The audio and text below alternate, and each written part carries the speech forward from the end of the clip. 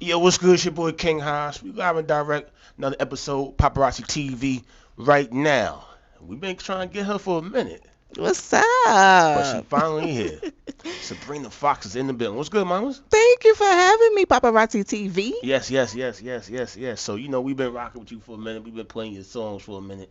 So, Yes, we finally got you here. So, we honored to have you in our, because we know you're a busy person and you out here hustling, doing your thing. You got a new EP that just dropped. You got a lot going on. So, we yes. appreciate you. Thank you. I appreciate y'all reaching out to me Definitely, and definitely, giving me the definitely. opportunity just to show up and to tap into your audience, you Yes, know? definitely, man. Like I said, this we all got mutual people that we know, so like we always knew of you from even Right, back then or what have you, man. So it's right. cool how everything come full circle and we locking in now, man. Yeah, of course. So we got the new EP that just dropped a couple weeks ago. Yes, it's called Necessary. Mhm.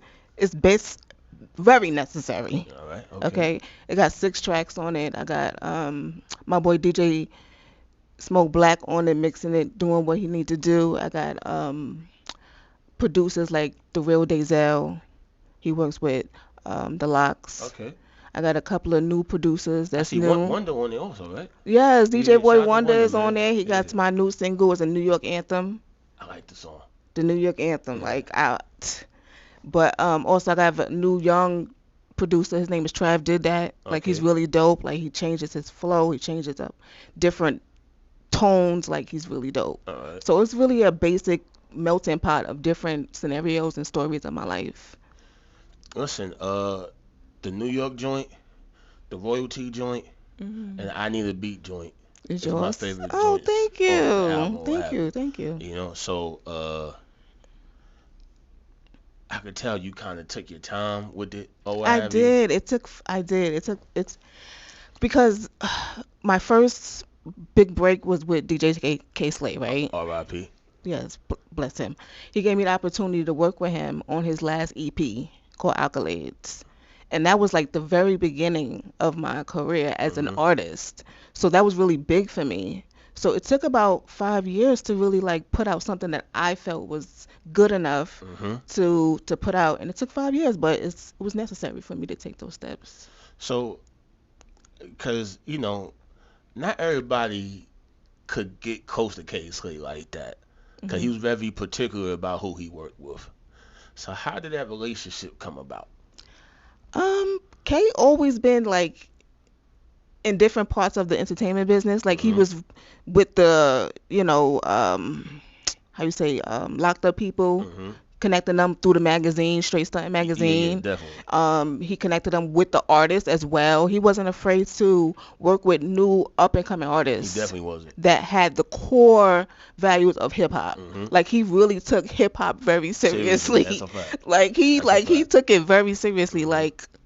Like no joke. He would hear something, he's like, no, that ain't hip. I'm not messing with that. Mhm. So um, I also knew him because he used to be promoting for Sue's Rendezvous. Yeah, yeah, So Suze. Good times.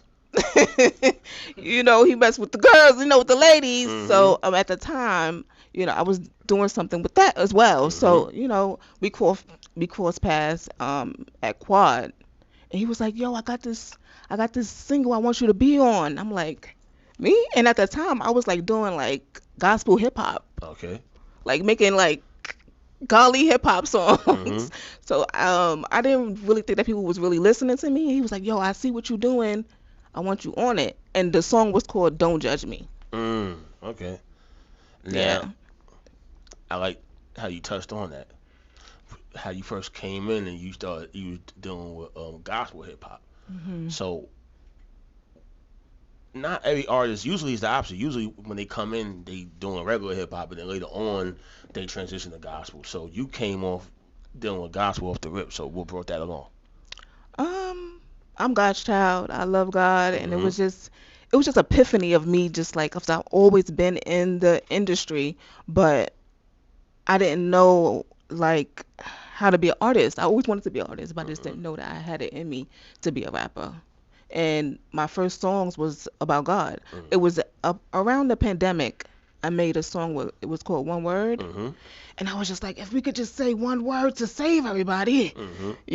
everybody was dying, and it was just so much chaos, and I was just like, I was just crying for help, Yeah, yeah, like. we always tapping the guard around that time. That's for damn I sure. was just like, we need help. Mhm. And he's been my everything. So that was like, I was like, I'm gonna be a gospel rapper, hip hop rapper. And then everybody kept, I have little connects that I've had, little connects like Big Mhm. Fendi and Orville Hall that's worked with Def Jam and stuff like that. And these insiders, and they would just be like, I don't know if people's gonna really understand that right now. Mhm. So I was just like, I'm gonna still make it, you know.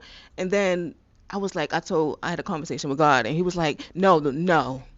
He was like, no, you're not doing gospel hip hop. Mhm. You need to tell them your story first. You need to know them, all of you, before you get to that point. So that's why I made this. You gotta talk to the people in order to reach the people. Right, I understand. right. Okay, that's a testimony. Yeah, it is. That's a real testimony. That's Yep. dope. I didn't know that. Yes. Okay. Yeah.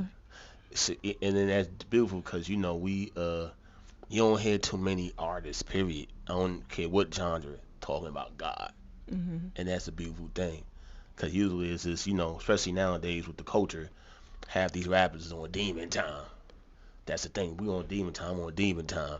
So the fact that you going ahead and actually doing the opposite, which is actually the right thing anyway, Mhm. because I ain't gonna get too religious or biblical, because Right. well, if you know your word and you know your book, uh, a lot of times it's for those that's watching, the majority is going one way, but then whatever the prophets, I'm talking about like Adam, Mhm. Jesus, Noah, everybody, they're going the opposite way. It's always a small chosen few that are going that Mm. opposite way. Yeah, yeah. So the fact that you actually took the time off the rip to go ahead and say, "Nah, I'm gonna go this way," shows a testament to your strength because you wasn't afraid to do something different.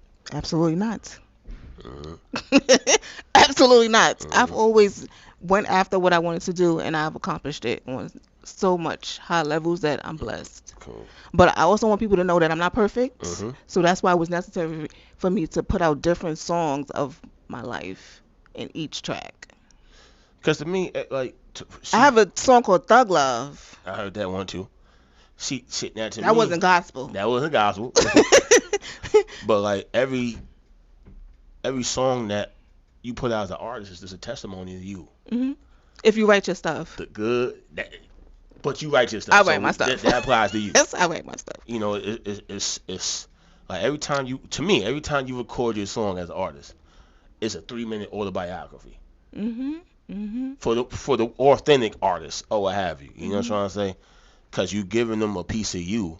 Sometimes it's good, sometimes it's bad, sometimes it's ugly, but you're giving them a level of authenticity Mhm. that they're not getting from nobody else, and that's what I respect about you because you actually, I believe you. Good. You know what I'm saying? Good. Because it's true. Hmm. It's very authentic. See, when you hear artists, you could tell where it's like, man, niggas rapping to be rapping, man. They ain't, Mhm. okay, and then it's like, oh, okay, let me pay attention. Let me stop what I'm doing and listen to what's really going on Mhm. because Mhm. it's just a certain level of sincerity in your voice. Even now, as I'm having a conversation with you, you're not trying to be nobody but who you are. Mhm. So I respect that. So that shows that the person that I heard in those songs is actually the real person that I'm seeing. That you just you being you, and that's a beautiful thing because we don't get that enough in hip hop nowadays. Thank you. Thank you. Appreciate that. Definitely, Thank definitely. you. So Thank you. now you as a woman, right, coming in. Well, you've always been a part of the industry. Let's make that clear. Yes, I have. Even Just before you, underground. It's underground. It was yeah, you know what I'm underground. saying. So like we was just talking behind the scenes about the EO Dub days and the Pyramid days. If you from New York City, what I mean, the Pyramid, EO Dub, Lyricist Lounge, all those different places Right. or what have you. Right. You can't be a You'll part of the never know who culture. pop out that You'll day. never You'll know who never pop know. up. Your favorite rapper gonna be there Yeah. 9 times out of 10. Right. So that means you have a sense of the culture that the average person doesn't have. But like for you to go ahead and jump in as an artist, right? Mhm. and you kind of already have an idea what's going on as far as like what you're gonna have to deal with.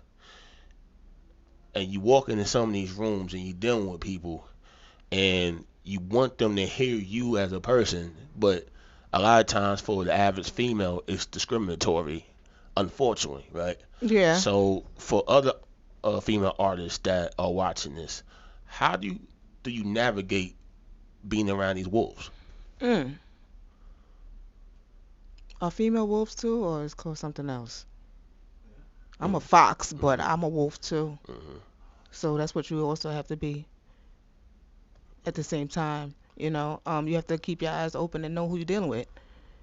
Somebody's gonna show you who they are. mhm, So it's learning how to deal with people and they leveraging and everything. mhm, Like if you're not about that, tell them.